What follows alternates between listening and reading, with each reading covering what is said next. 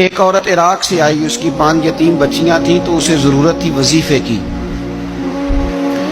اس نے آ کے پوچھا حضرت عمر بن عبدالعزیز کا گھر کہاں؟ تو لوگوں نے فرمایا وہ سامنے جو ٹاٹ اور بوریے کا پردہ لٹک رہا ہے وہ عمر بن عبدالعزیز کا گھر ہے۔ دروازے پہ دستک دی تو ایک عورت اندر برتن دھو رہی تھی۔ پوچھا السلام علیکم، امیر المومنین سے ملنا ہے۔ وہ کہنے لگی اس درخت کی چھاؤں میں بیٹھ جاؤ، ابھی تشریف لاتے ہیں۔ تھوڑی دیر گزری تو حضرت عمر بن عبدالعزیز آئے تو کنویں سے پانی نکال کے نا، سین میں کنواں تھا تو جو جگہ میں مٹی اڑ رہی تھی نا، گرد اڑ رہی تھی، ہوتا ہے نا عصر کے بعد لوگ پانی پھینکتے ہیں، وہاں پانی پھینکنے لگے، چھڑکاؤ کرنے لگے۔ تو تھوڑی تھوڑی باتیں وہ خاتون آپ سے کرنے لگی تو وہ جو عورت آئی تھی نا وہ کہنے لگی تم غلام سے باتیں کر رہی ہو، تمہیں پردہ کرنا چاہیے۔ کہنے لگی یہ غلام نہیں، یہ میرے شوہر ہے اور یہ امیر المومنین عمر بن عبدالعزیز ہے۔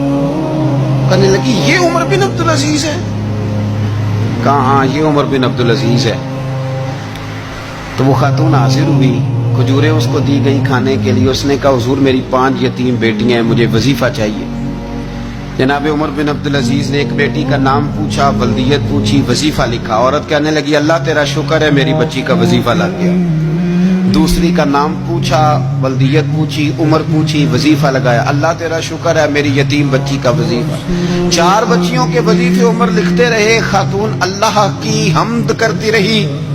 5ویں کا لکھنے لگے تو کہنے لگی میں نے زمانہ بڑا دیکھا ہے پر عمر بن عبدالعزیز تیری طرح کا بندہ نہیں دیکھا۔ آپ فرمانے لگے اب میں 5ویں کا وظیفہ نہیں لکھتا، 4 کا وظیفہ جا کے گورنر سے منظور کرا لے اور 4 کو کہنا تھوڑا تھوڑا 5ویں کو بھی دے دے۔ حضور کیوں نہیں لکھتے؟